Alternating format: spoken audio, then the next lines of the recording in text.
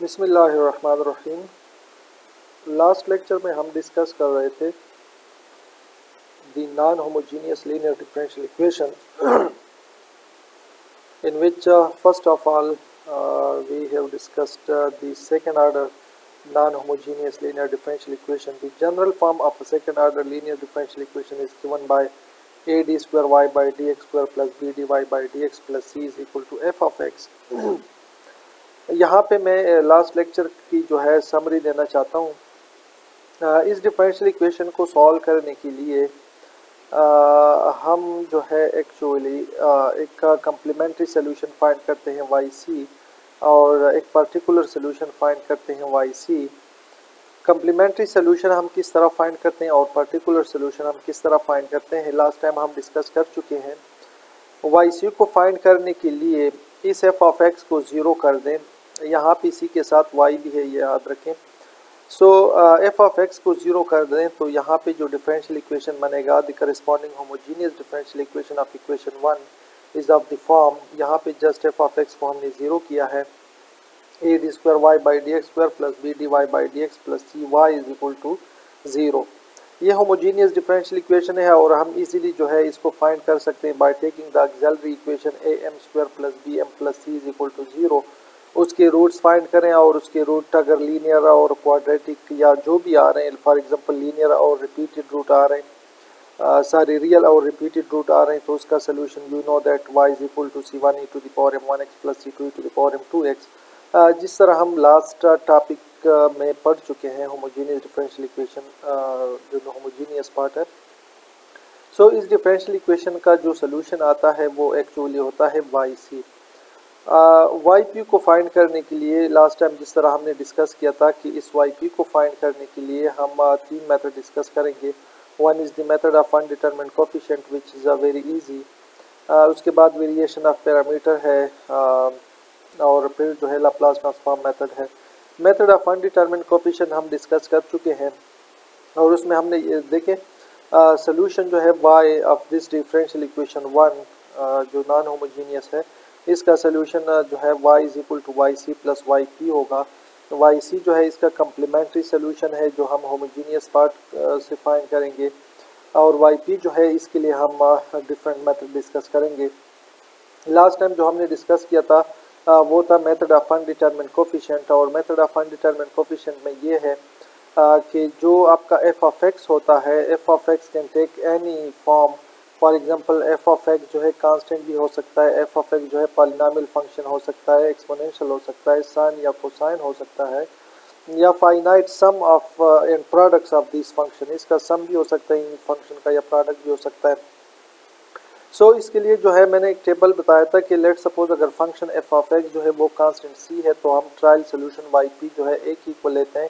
अगर F of x जो है वो लीनियर फॉर्म में फॉर एग्जांपल एक्स है या 3x 4x माइनस 4x इस तरह की कोई वाली, या x प्लस वन है लेट से, या 3x प्लस वन है, लेकिन अगर लीनियर फॉर्म में है तो उसके लिए लीनियर फॉर्म का जनरल फॉर्म जो है as trial value for y p हम लेंगे। क्वाड्रेटिक के लिए क्वाड्रेटिक का जनरल फॉर्म लेंगे and up to so on, cubic के लिए क्यूबिक का एंड सो ऑन। सिमिलरली अगर एक्सपोनेंशियल फंक्शन है e टू द पावर के एक्स है यानी e to the power 3x है तो उसके लिए हम a e to the power 3x लेंगे। यहाँ पे कांस्टेंट कोई भी कांस्टेंट हो, फॉर एग्जांपल नेगेटिव हो या पॉजिटिव हो, e टू द पावर यहाँ पे के जो भी वैल्यू है यहाँ पे भी हम वो के लेंगे। यानी लेट सपोज मैं अगर यहाँ पे सपोज करूँ कि एफ ऑफ एक्स जो है वो 3 e to the power 4x है तो यहाँ पे जो वाई पी का ट्रायल वैल्यू है वो होगा a e to the power 4x, यानी के को सेम लेंगे और यहाँ पे जो कांस्टेंट है उसको हम जस्ट कोई कांस्टेंट ए के से हम इसको लेंगे, यानी a e to the power के x. This will be the general form for f of x if f of x is any exponential function. और अगर फिर इन दोनों का सम है, फॉर एग्जांपल यहाँ पे कोई पॉलिनोमियल है और यहाँ पे एक्सपोनेंशियल है, तो पॉलिनोमियल की जितनी भी डिग्री होगी यहाँ पे जो है उसका जो है हम जनरल फॉर्म लेंगे और प्रोडक्ट में e टू द पावर के एक्स भी साथ लेंगे। सिमिलरली अगर साइन का फंक्शन आ जाए या कोसाइन का फंक्शन आ जाए, साइन अगर सेपरेट साइन भी आ गए या सेपरेट कोसाइन भी आ गए, यानी let suppose f of x is equal to sine 3x, तो यहाँ पे जो trial value for y p जो है वो हम लेंगे a cos 3x plus b sin 3x। या simple cause f of x जो है वो काज 4x इस तरह कोई वैल्यू आ गया, तो यहाँ पे भी हम एक काज 4x plus B sign 4x, यानी अगर ये सेपरेट भी आ गया, एक आ गया f of x sine x आ गया, या लेट सपोज काज एक्स आ गया, या दोनों का सम भी आ गया, तो हम उसके लिए ट्रायल वैल्यू लेंगे A cos m x plus B sine m x. इसको अगर हम थ्रू एग्जांपल जो है ये हम ऑलरेडी वैसे डिस्कस कर चुके हैं। लेट सपोज एक एग्जांपल है, यहाँ पे f of x is equal to 6 है। एक तो ये कि हम वाई सी फाइंड करेंगे। वाई सी के लिए मैंने आपको कहा कि आप इस 6 को 0 कर दें तो ये होमोजीनियस बन गया। इसका जो ऑक्सिलरी इक्वेशन है m square plus 3m plus 2 is equal to 0। इसकी रूट्स फाइंड करें using quadratic formula, you get the roots of -1 and -2 which is real and repeated, so the solution will be y c. अब ये जो है solution ये Y C होगा, c1 e to the power m1x which is -1 and c2 e to the power m2x which is -2। अब यहाँ पे जो yp है, जो मेन चीज़ है वो है yp उसने a लिया है। क्यों a ले रहा है? क्योंकि यहाँ पे जो f ऑफ x है ये कांस्टेंट है, ठीक है। तो yp आपने फाइंड कर दी, इसका फर्स्ट डेरिवेटिव 0 आ गया क्योंकि कांस्टेंट के डेरिवेटिव 0, सेकंड डेरिवेटिव भी 0, सेकंड डेरिवेटिव फर्स्ट डेरिवेटिव और yp के वैल्यू जो ओरिजिनल इक्वेशन है उसमें यहाँ पे पुट कर दें तो ये 0 हो गया, ये 0 हो गया, ये हो गया 2yp is equal to 2yp is equal to 6 और yp की वैल्यू a है, सो ये हो जाएगा 2a इज इक्वल टू 6 और a is equal to 3। So this is the value of a and what is a which is yp, so yp is equal to 3। Similarly यहाँ पे 3 plus 30x है, सो ये linear है। F of x जो है 3 plus 3 30x which is linear form, तो इसके लिए जो है हम yp क्या लेंगे, a plus b x, linear जो जनरल फॉर्म है a प्लस बी एक्स।